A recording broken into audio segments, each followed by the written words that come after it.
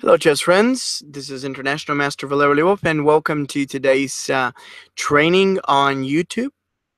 Today we're going to be talking about a very important topic, and this is the idea about move candidates. See, this is a very necessary topic because above all else, when it comes down to move candidates, you have to understand that it is all about how you assess the right moves. It's not so much about what you choose, because the choice depends on many factors. It's really just about being able to assess the different moves and then pick the line or pick the candidate that really fits well the particular position you got. There are many different examples I can show you on how that concept works out pretty well, but the one that I want to really bring right now is a very, in my opinion, very important. I've actually selected a couple of different examples. One of them is very important, and I feel it will show you quite well all the little impacts that you have to keep in mind, all the little things that you have to keep in mind when you calculate. So let's begin. I'm going to start with a pretty interesting game. Okay, just a second. So the game we're going to see is basically one that will explain to you quite a bit about how to choose and study your openings. Okay, so let's begin with that type of thing. How to choose and how to study your openings. Very good. Okay, 1 second. I'm going to set up the first one now. So here it is. It's a wonderful, wonderful game. I want to show you about the subtleties. The game was played between Grandmasters Hachikhan and Abrahamian in year 2010, I think. So there's really a lot to learn from those games. I'm going to set it in a training mode. And let's talk about what happened. The game started off with d4 and knight f6, knight c3, and d5. Now, the first thing that you need to understand about openings is that, number one, all you have to do is to have a good scheme on where to develop your pieces and why.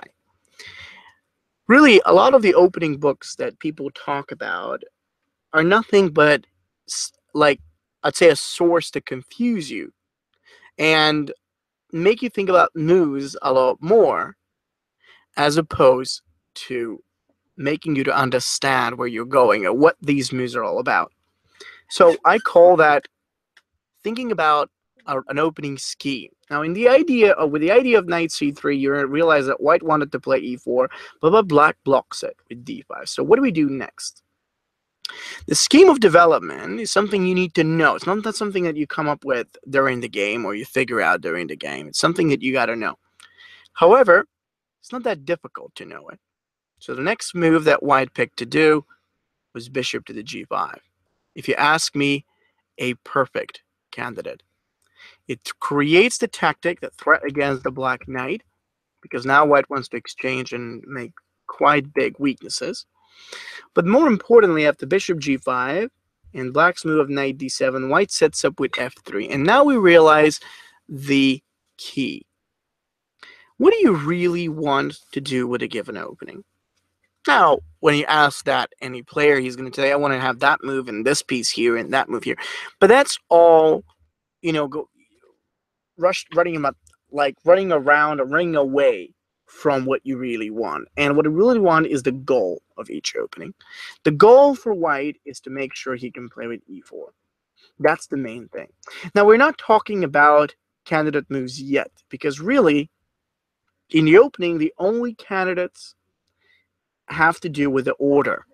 Like, what moves do you want to play first, second, third? But you need to have an overarching goal. Like, the overarching goal for white is to expand and advance in the center. You see, then we pick up the right order of moves that will follow that goal, and you're good to go. It's really that simple. Opening is about a major goal or plan, what you want to follow or achieve in the opening, and the right set of moves that can follow that particular goal. Even if you forget the opening moves in that case, you'll still know all that's important, so you can have a good opening. So black played h6, forcing obviously the bishop to go away from g5, and of course white picked to go back on h4. h4 seems to press a little bit more, so he could attack against the f6. Makes good sense. After all, why not? And yeah, it all looks pretty good.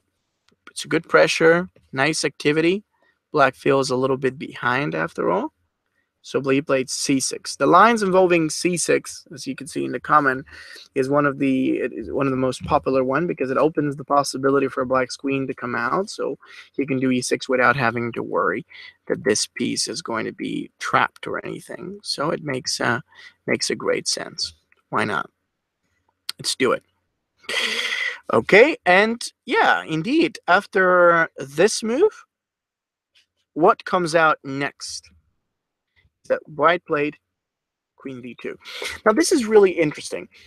The biggest problem that I've found with most players choosing the candidate moves has to do with the pacing. You know, like sometimes you feel like, okay, I've got to go fast, and sometimes you say, I've got to go, slow. Like, how do you really decide?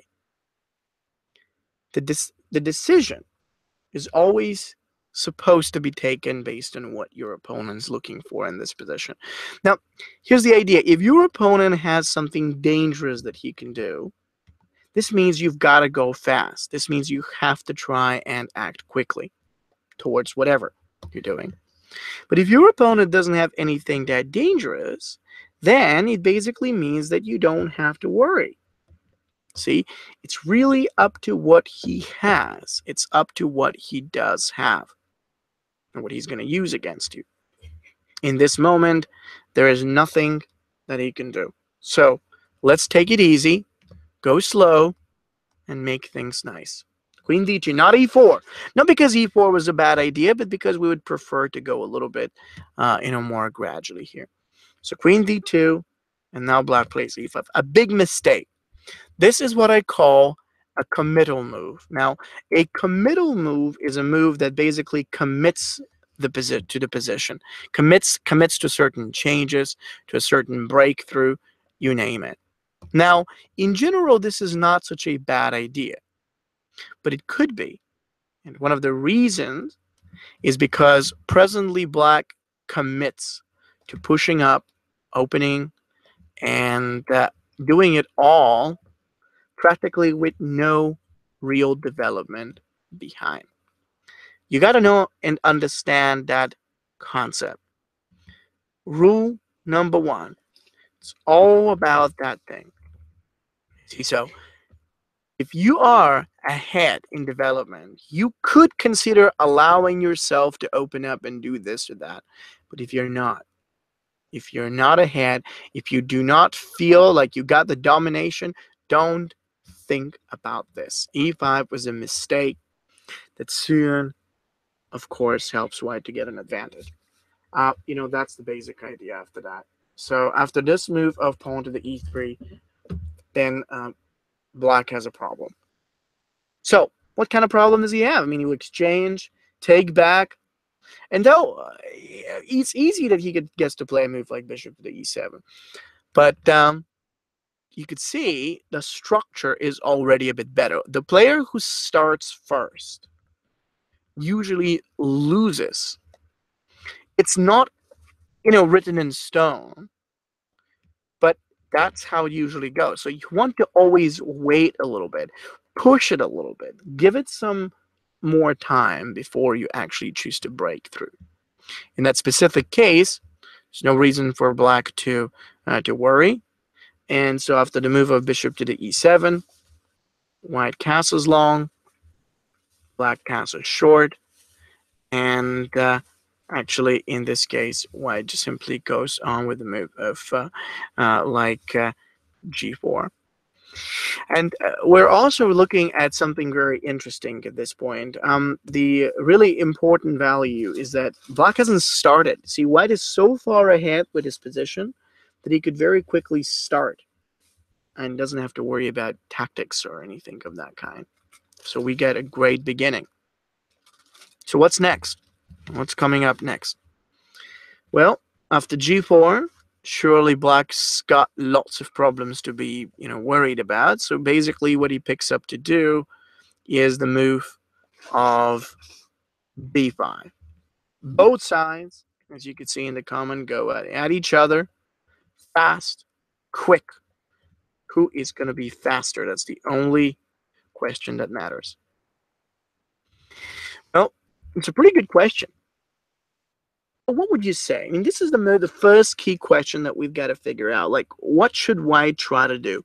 To break through or not? But what's the key? Let's think about that.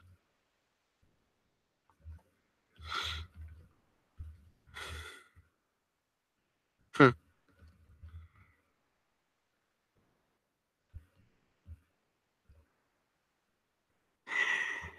You know, the thing about this position is that apparently white could be very successful. He could do a lot of things. But choosing the right order of moves is probably the most essential thing you could do. So what I recommend you is this. Think of a group of moves. Not one, not two, but a group of moves. And then once you have that idea of, okay, I can do this move and that move and that move and that move, you could really decide, okay, those are the candidates that I have. Let's see which of these seems the most appropriate at this particular position. Now, you could very easily guide yourself towards thinking a better move if you simply think of moves that will follow your plan or challenge the opponent. Bishop d3, knight e2, rook g1, pawn to the g5. All well and good. We've got ourselves the chance to attack him. Now, there's nothing wrong with that. There's nothing, big about this. But so what's coming up next? Well, after these moves, I believe white will have a great advantage. But which one to begin with? Well, white went with knight h3. None of these. You see, the wider the list of candidate it is, the easier it will be for you to choose between one of them. But the actual process of choosing, I believe, rests on only one thing. How can you get closer to reaching out and attacking the opponent? How can you get closer? Or how can you get better? This is different. But how can you get closer? If you could find a way to attack him right away, by all means, go for it. But usually, in most times, you're not going to be able to find that. So what is important is that you find out a way to simply think about how you could build towards that. And if your pieces basically get closer to that, there is a better chance you will be very successful out there. So knight h3 really seems to help out with this quite a bit. There's g5, there's rook g1. There is the chance to exchange and open up quite nicely, quite effectively. And so it's a wonderful position. Step by step, things look better. They start to look better, and they definitely look stronger. That's for sure. So black plays knight b6 now, going on for the queen side. And now white does rook g1. Now remember, as I always like to say, that speed depends on what your opponent can do. Because black obviously cannot do a whole lot right now, white doesn't worry. Black isn't getting anything dangerous, so we could just set our forces up in the position so we could get the attack going, so we can have that opportunity of playing the g5. In case of the exchange, there's going to be bishop takes g5. And yes, the build-up is fantastic, but what is even more fantastic, in my opinion, is how white does that gradually. It's a great way to keep it up. And so black plays with the move of pawn up to the b4, essentially driving away white's knight. And so essentially this was the moment where white plays knight b1. Knight to the c4, and then ultimately we play with the move of bishop of queen back there. So it's an interesting way to go for queen e1 because, for instance, after that move of queen e1, we can continue with the move of pawn up to the g5, g5. So that's a great way to go. So queen e1. That's a backward move. Now you're probably going to look at this and you say, okay, is this possible to do? I think it does. It is possible. It is getting actually the chance to play with the move of g5. We have a lot of opportunities to follow. But remember, it is not about tactical threats. Candidate moves are just to help you compare. And I want to use a very interesting similarity. When you think of candidate moves, what you really do is you use a different mindset. Oftentimes when we think, usually we consider one move and we only move on to another if that one move doesn't work. But what if that one move works? If it does work, even in a small way, we usually never get to think in any depth towards other move candidates because we're satisfied with that kind of move and we think that everything's great. What is so valuable, this is really important, what is so valuable is that you get to analyze on at least a couple of variations because that will help you to compare the different resources, and that's a great way to go. Now we can have the g5. You're going to have a way to think about bishop to the d3. We've got the rook that's wonderful, and step by step, everything is great. So black has actually the move of rook to the e8, knight b2, and b3. I have to admit that the move of pawn up to the b3 is not a great candidate. It's a move with which he's actually threatening and trying to follow up with. But in fact, after continuing with the move of b3, white plays the move 8x to the b3. Nothing great, nothing dangerous. Just we drive back the knight, we force him to move away, and things look good. And so that's all we want. Keep everything going. So now after that move, black plays bishop b4, queen takes e8. I gotta say to you, I like the way on how everything worked out. What did black do wrong? I mean, he opened up faster. He has stronger pieces, and now it looks like he won the white queens. All perfect. Takes, queen takes the e8, b takes the c4. I mean, white would have lost material on the d2 if he didn't do it. What really happened? It almost felt like white was using the right process, and now he lost the queen. Now I'm going to talk to you about a thing that I call evaluation. Now, evaluation is used by many to describe what we call the secret to chess. And indeed, in a way, it is the most important thing you can do. But evaluation very often depends on the very specific circumstances of the given position. And when you think about it, every position is very different. There are dynamics which you can't predict. So there's really no rules about evaluation. What I recommend you, however, is to follow one major guideline. Whenever you're calculating a candidate move, or just trying to think about, how a position can turn out, whether good or bad, try to figure out who has the chance to take initiative. This means who's got more threats, more pressure. And it will make it really easy for you to get a better assessment, a much better assessment beyond what's on the surface. For instance, right here, as we could say it, basically black plays the move queen takes to the e8, and he's ultimately just playing for a move like knight bishop e6, queen e7, or whatever. So what do? Ultimately, black plays queen to the e7, and white plays the move of pawn to c5.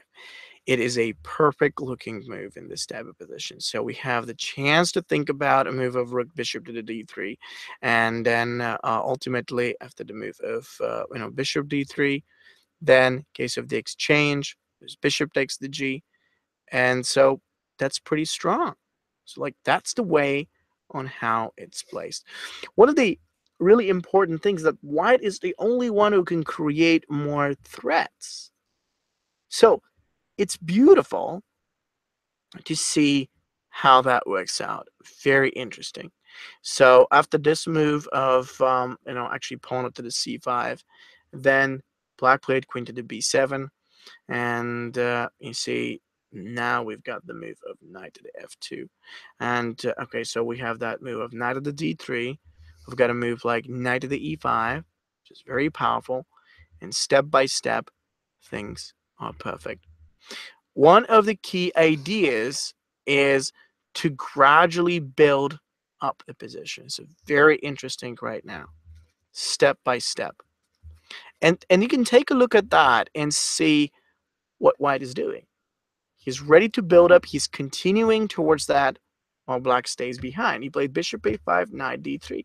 Now keep in mind, white is a queen down. But it doesn't matter, because the reality is that he is much better, a lot stronger with his pieces. Moves like g5 and many others are quite possible. And black's behind. Overall, this is a great position. So it's like actually after the move of knight to the d3, black's down, behind in development. And even though he's a queen up, it makes a little difference. It's an exciting experience. What comes out next is that black plays bishop c7, bishop g3, bishop takes g3, h takes g3. Now, don't get me wrong. This is not a position to teach you how to play a queen down. Okay? Still, though, step by step, things work out pretty well. Like after h takes g, a5, c3, black comes back, and white just keeps going forward. The king, the rook, the bishop, the other rook. And what is white's compensation, really? He's got only a rook and a knight, but the game keeps getting better. And now black played f5 in attempt to do the one thing that he didn't have, which is really an open line. So what to do next? Okay, so first of all, what you want to do is continue growing your position. Make it stronger. Then you can only do that, actually, by making sure every piece you have just gets stronger in its own. So there we go with this simple and beautiful knight e5. F takes g, f takes g. Bishop e6, bishop d3. Rook e8, rook e3. And once again, we are leading the position with a queen down, and yet it doesn't matter. Because every following move that white comes by is related to the idea that the physical value of the queen cannot match its relative inability to basically do anything. It is that bad, and it is that strong for white to simply keep growing position. So after the move of, okay, so rook e3, apparently black is in trouble. Let's take a look at what he's doing. There's the way on how black plays with rook a8 in this position, stepping up, but then white plays g5. And that is amazing. Now you're probably wondering as to why white is doing this type of thing. It's just for one reason, really. It's open up more space, more pieces. The h file will get open, and other things are going to happen once the rook gets in there. So it doesn't matter. Black plays h5. Now you can see h takes g is not working because of knight f3. There are many moves we could choose between rook a2, knight b1. But see, I always like to identify that the best candidate moves are within the three types that are usually most powerful. Forcing moves, whenever we make checks, captures, or direct threats. Then we actually think about, checks, captures, direct threats, and restrictive moves, the kind of moves that limit the opponent a lot more and help us to create more pressure. It's great. And, of course, the most valuable thing, the kinds of moves with which we basically get, like now white has knight of the g6. It's a brilliant tactical move. And so that's a great way to go for. Step by step, beautifully played, Very valuable, very nice threatening. And now at knight g6, black plays rook to the e8 in here. And so what we actually find in this type of position is that, so we have the two rooks possibly coming on the e file. We have the black king being down on the g8. And so he made a mistake. Now, this was a horrible mistake, but there isn't too much you can do, because you could see if the bishop comes back, the knight's going to go forward. If the knight comes back, well, I mean, it's what can white do? I think if I can just play knight f4, to attack the bishop differently. It's a lot of moves, so it's pretty powerful. Either way, it's great. It's really, really good as white plays it, step by step. So black didn't play that. He actually played rook e8 and rook e1, and white's pressure just keeps growing, and so this is really interesting. What's coming on next? After that move, obviously, black's in a bit of trouble. So there was a queen to the d7 that he chose to do. But then white plays simply knight f4. The relative value of the pieces means that every piece plays a certain percentage at a particular stage of the game. So if a piece is most active and capable, it means that it will play 100% of its power. If it is passive and backward, it will probably play 50 or less. And so you could see now how that affects the whole position. So even if black is a queen down, if his queen is playing like I'd say 20, 30% at this point, it doesn't matter. White is brilliant.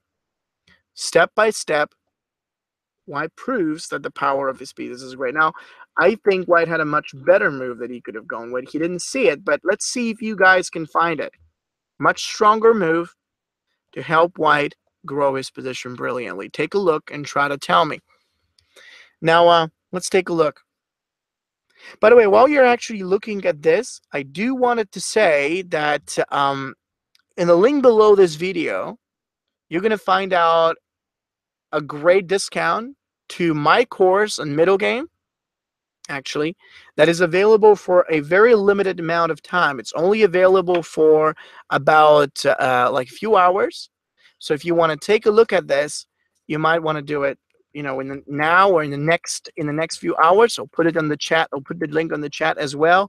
It's 50% off my most recent course on middle game. It has a lot of these principles, a lot of these concepts provided, and I think you will, guys, love to listen to it as much as possible, because I provide a lot of those concepts, in a great way. So you can take a look at that. Now let's get back to the position and the most important question, which is, okay, where does white move next? Where does white go right now? So let's take a look and see. Knight f3 to e5. I like that. I do like that move. Not a bad deal. Knight f4 was played by white. Didn't work. And yet there was another move. Knight f3, e5 looks good, but it's slow. What does white really need? You see, the best candidate moves in the position are often found when you actually ask yourself what is needed. Not so much by asking yourself, what do I want in a position? Because what you want may or may not be, may be possible. So what is necessary? What is really needed in this moment? The thing that's most needed for white, apparently, is he's got the pieces. He's got the target, bishop, and possibly the king. He's got the lines. But he really needs more threats. Think about the need. What is the need of the position? And the need is not the same as your goal. The need is what this situation requires you to have. Something that's missing. In most times, people keep looking at moves and looking and looking and looking, and they never really stop to think about what is really missing. And what's really missing here is that white's pieces don't connect. They don't get together, and they can't break. That's the reason why they can't break. And so white figured out a solution, but I'm not going to tell you just yet. I want you to think carefully. What should white bring so that his position and his possibilities actually work out? What is the best way to go?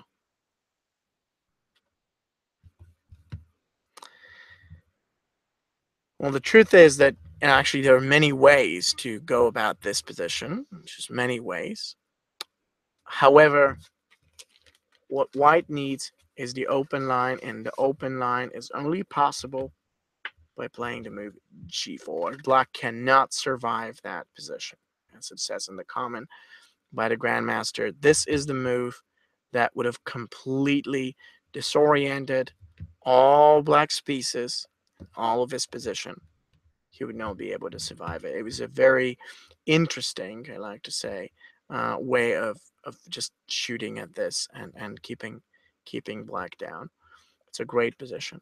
One of the keys that you've got to understand about these kinds of situations is really begin with the query of what is missing. And when you find that, I guarantee you, you'll be able to see at least the glimpse of the problem. The thing that's keeping you back or holding you behind, that H file needed an opening. And so white does that. So this is very interesting. After that, you see, like in this case, white, in case of g4, black plays h to h4. I mean, obviously h to g fails due to rook g1, rook h1. So we could very easily realize there's rook h8 and knight e5 in case the black king goes up there. So he plays h4, white takes the pawn, and there is more trouble. It's just the way it is. It's more trouble coming down from this position. Bishop f7, rook takes e8, and knight f5. What is the highest form of attack we could ever get? It's a great question, really. The highest form of attack ever is the possibility for us to make more pressure. That may sound a little cliched when I say it, but believe me when I say it, it is really about that. Because if you can make sure that you create pressure, it's going to help you in the long run, because it's simply not going to let your opponent to move out. Pressure means keeping him tied down and behind in a difficult, almost impossible position.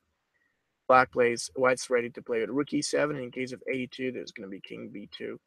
Hold to catch it. Unfortunately, g4 was a very difficult move, so white didn't see it. He played knight f4. And even that move still follows up and fits quite well with the position. It's a good move. It really is. Next move, as it happened, obviously, black played with the move of bishop f7.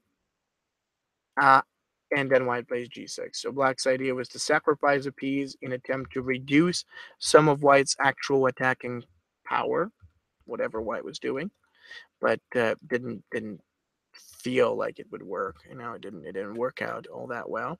So let's take a look. So actually, after that was played, then obviously black has a bit of a problem. He continued with queen takes f7, rook takes a3. I mean, this is already over because white is getting 3 pieces. You could very easily understand that, everything just goes downhill from there. Takes a2, g5, and take a look at this position. It's all over, basically. Knight's coming up, the bishop's protecting it, and the black queen still remains useless. This is the power of the correct distribution of piece activity and their effectiveness. Now remember, there are two concepts about pieces. We call them activity and effectiveness. Activity is how many squares does a piece have, a fairly generic idea about pieces. But when it comes down to effectiveness, what you really care about is what could that piece do? That means the actual value of the piece, depending on, where it can go, what it can do, how useful it can be, and so on and so forth. That's the thing that black is really missing right now. He has a very small value in terms of being able to do something. Queen f2 is nice, but again, the queen doesn't actually do anything. The rook catches the pawn right from behind beautifully, really beautifully. And this is a disaster. Black plays h4, g takes h, g takes h, knight takes h4, offering a knight just to take down the main passer. So white is now again in the same initial position as he was when we first started, but there is a major difference. There's a very big difference in the position. Instead of just being in that helpless situation, all we have is a great prospect of rook a6 to attack here. Bishop is challenging. And once again, the queen is just completely useless. Think about that. What could the queen do? Nothing. It stands there, and it has practically no purpose. Very interesting idea. The relative value of the piece depends on two things. Number one, what does the piece do? And number two, how many squares does it control? Remember, we put how many squares does it control in number two, because it's not that important how many squares does it do, as opposed to what it can make, and it's a really big deal. So white is completely dominating black's position, and black is in trouble. That's the truth. Knight c7, start trying to stop the rook a6 with an attack, but then white just plays with rook a7, queen h2, and rook b7. White's threatening rook b6 to attack this pawn in black's position, as the comment says. It basically is decaying already due to the multiple weaknesses and most problems that he simply cannot hold. King f7, rook b6, rook takes the c6 just as well. See, it's really just that one step at a time, again and again and again, when we keep pushing and we keep pushing and we keep pushing, and it works. Like, why are we not talking about candidate moves? You're probably wondering, okay, Valeri, I thought that this is about candidate moves. Now we're talking about piece activity. Because, you see, you have to understand that you don't have to think about candidate moves all the time. In fact, you have to think about candidate moves very rarely, only in the situations where you want to have a very precise idea, like precisely to evaluate this move between this move. Now you can always think about alternative moves, like, okay, I've got this move, I'm pretty sure I want to play, but what else do I have? So you can have at least a couple between you can compare very quickly. But in reality, if you're clear on your plan, and if you know what moves are going to be best, you don't even need to calculate all that much. You could just follow it intuitively, and very often you'll be right. Just make sure you have a specific goal and you pursue it. Knight f4, bishop f1, rook d6, king d1. It's amazing. The queen is there, and it is not. And it is not. Doesn't do anything. Right takes d5, knight takes d4, a little bit of a check, another check. And after this, possibly black lost on time, but I don't think that he could have done too much. After king f5, one more check, and then the white king will likely escape. Knight g5 would follow. I'm not sure, but I'm pretty certain that black would have lost it quite big in this case, actually. And I find this to be a really brilliant game from the start to finish, just seeing, first of all, the structure and how white selected the candidate moves. More importantly, the outline, the group of different moves that white had, and the decision of which ones to think about or follow first, second, third, and so on and so forth. It was really well done like that, and it works brilliantly.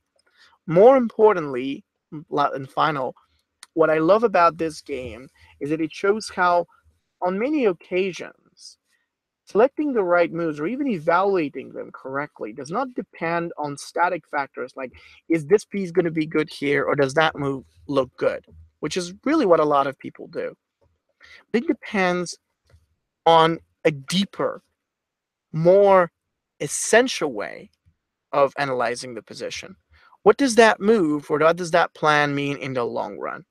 because when you think about it that way, you really understand, you get to see what the true value of the position is in the perspective.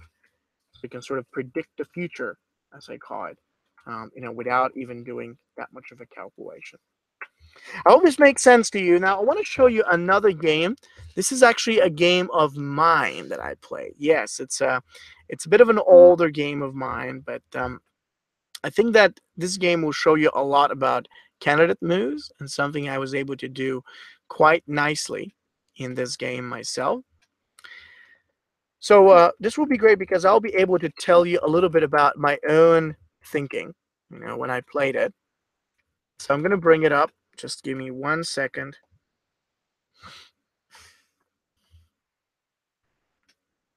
Okay, hold on.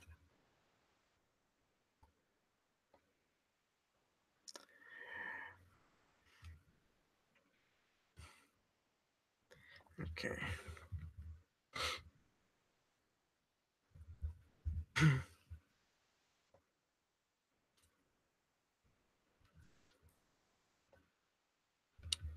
I need to copy it. Just hang on for just 1 second.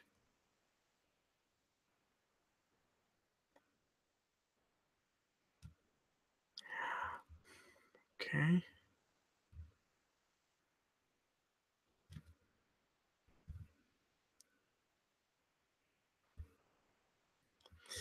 All right, almost there. Just a moment, please.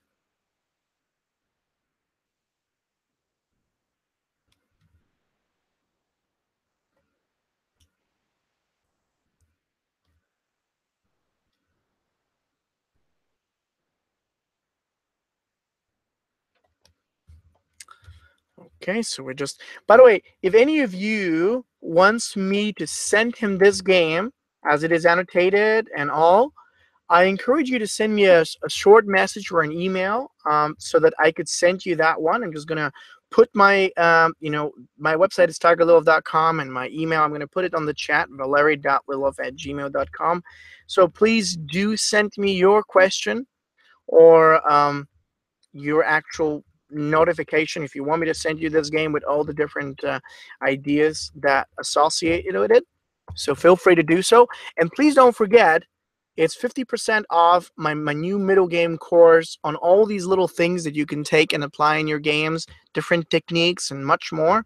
So these are some of the best lectures from my personal collection, and you might find them really helpful as well. So let's talk about this game that I was telling you about. I was actually playing with White versus a very strong Grandmaster. He's one of the best online players as well. So this game, when I played it, I had a rating of 2,300. And it was pretty challenging because my opponent was almost 200, 150 points above my rating. So it was a tough game.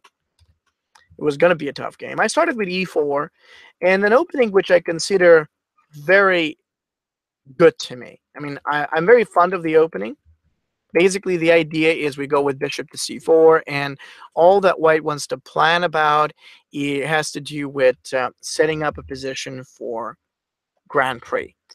The Grand Prix basically is just to make sure that the bishop sets up towards the f7.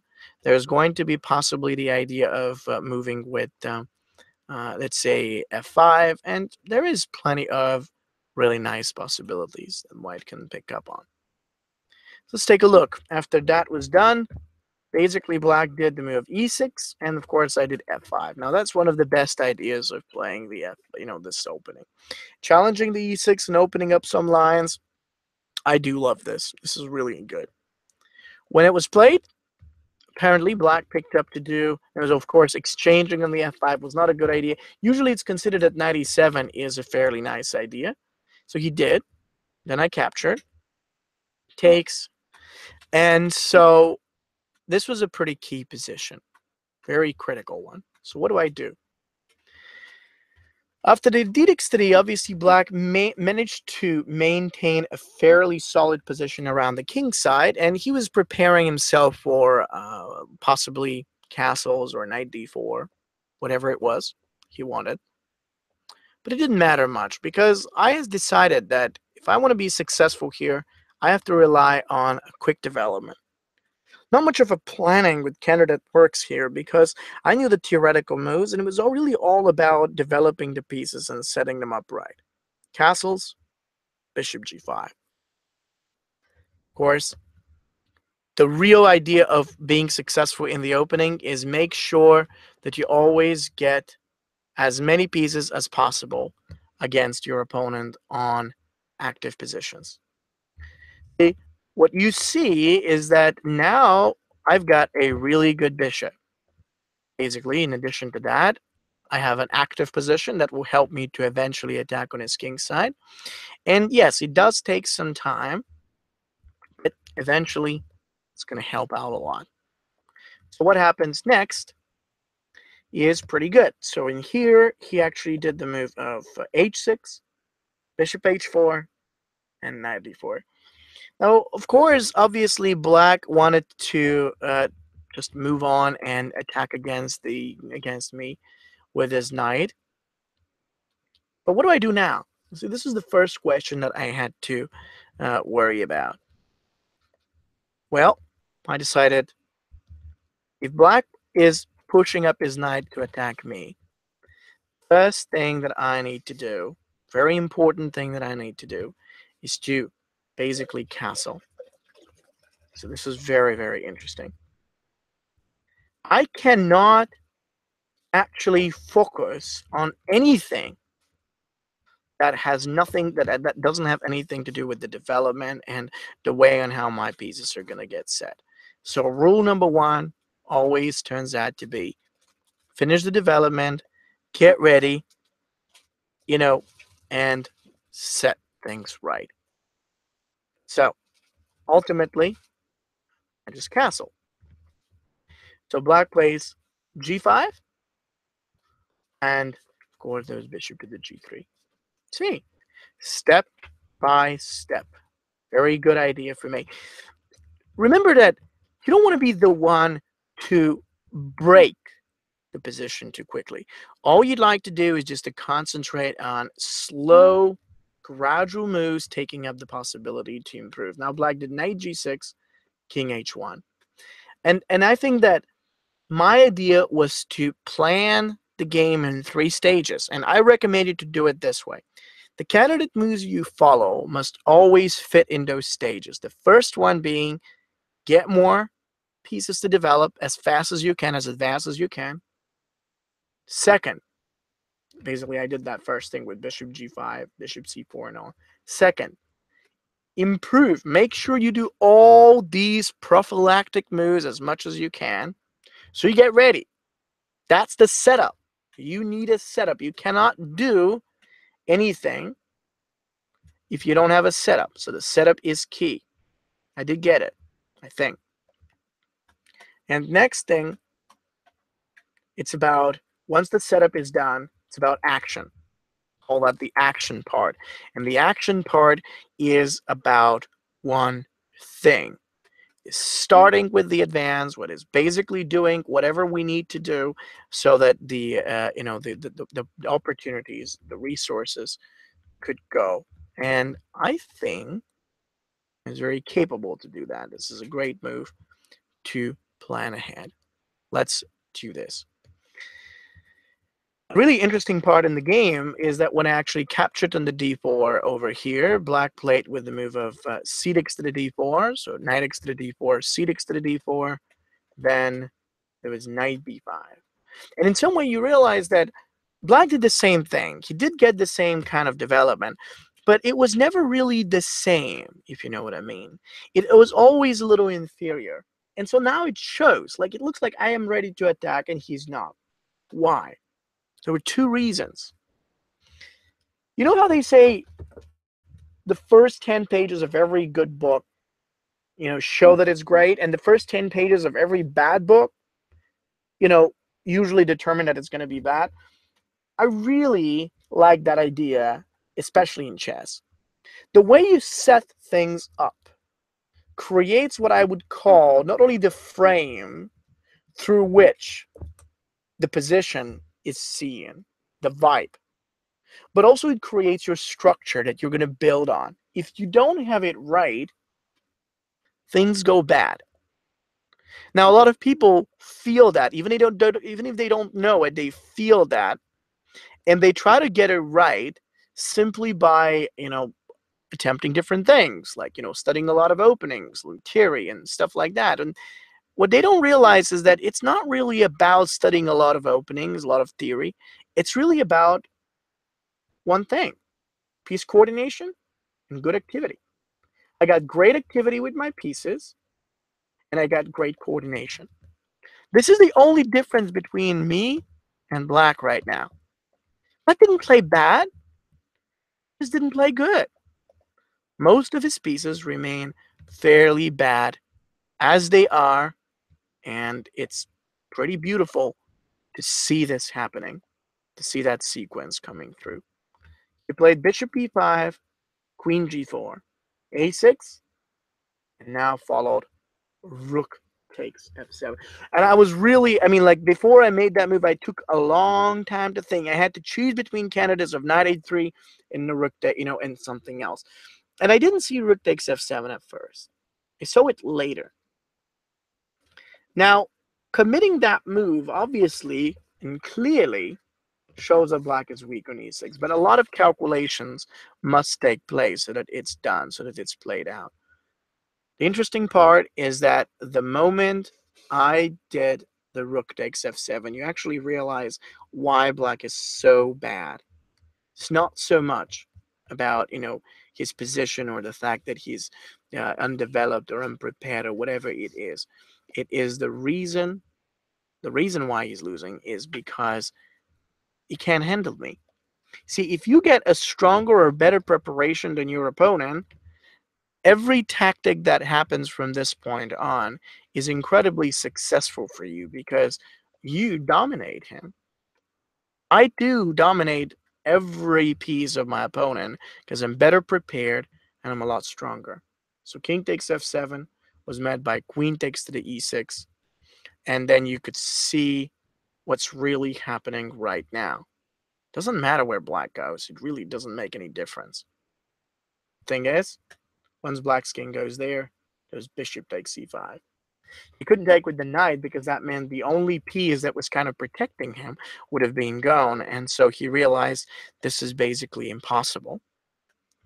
And so in this position, like, what you can find out is that not only that he's bad or behind, but, after bishop takes the king h7, knight takes to the d4, it's a disaster. It's quite a bit of a disaster with a lot of bad pieces for Black and a lot of pressure coming up pretty quickly.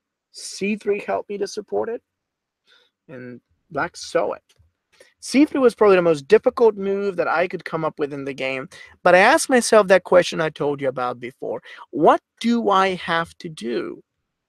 It wasn't a question about what I wanted. I wanted to checkmate him, honestly.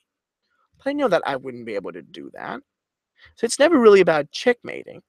What it was about could I actually figure out a way to maintain the strength of my pieces, to maintain the power of my forces. And if I could do that, then everything was going to be working for me. Every single idea that I was having was going to work out perfectly. So that's the thing. That's lovely, I said to myself. Just how do I maintain that pressure? A little move, pawn to c3 does the job. The advantage stays.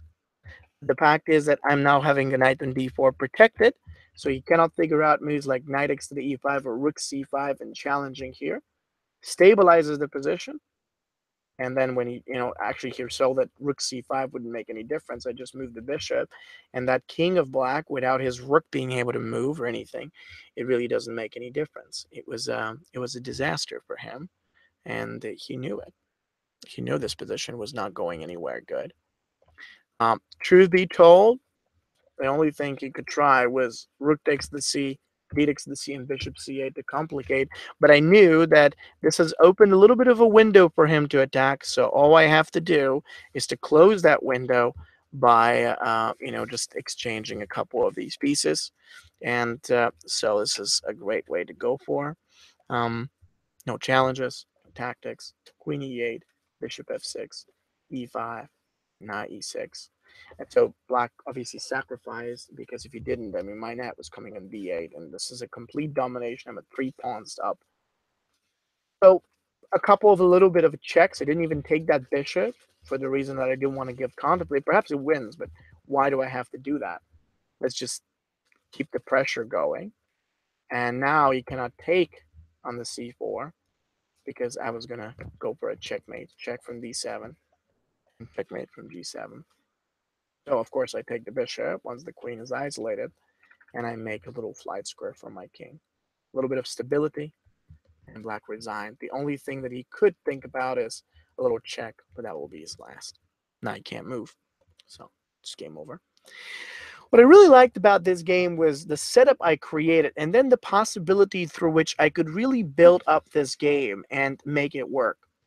One of the key things is to understand that good candidates don't come from your ability to analyze perfectly everything, but rather following your intuition and asking yourself logical questions. Like, what do I need in this given position? What are my candidate moves? What's the difference between this and that move? And how would they affect the position differently? When you get to do that, you'd always be more successful. I hope this makes sense, and I want to thank you all for joining me tonight. Again, if any of you wants me to send to you these games, you could do that. You could directly message me, on my site, which is tigerlilov.com, or directly through my email, which is valeri.lilov@gmail.com. And please do not forget that just for a few hours, you're available. You have the possibility to uh, get my new course on most instructive endgame lessons for a 50% discount. Do not forget to check this out. It's a great course, and there is definitely a lot of value in it. I'll speak to you next Saturday at the same time. So thank you all, and have a great weekend.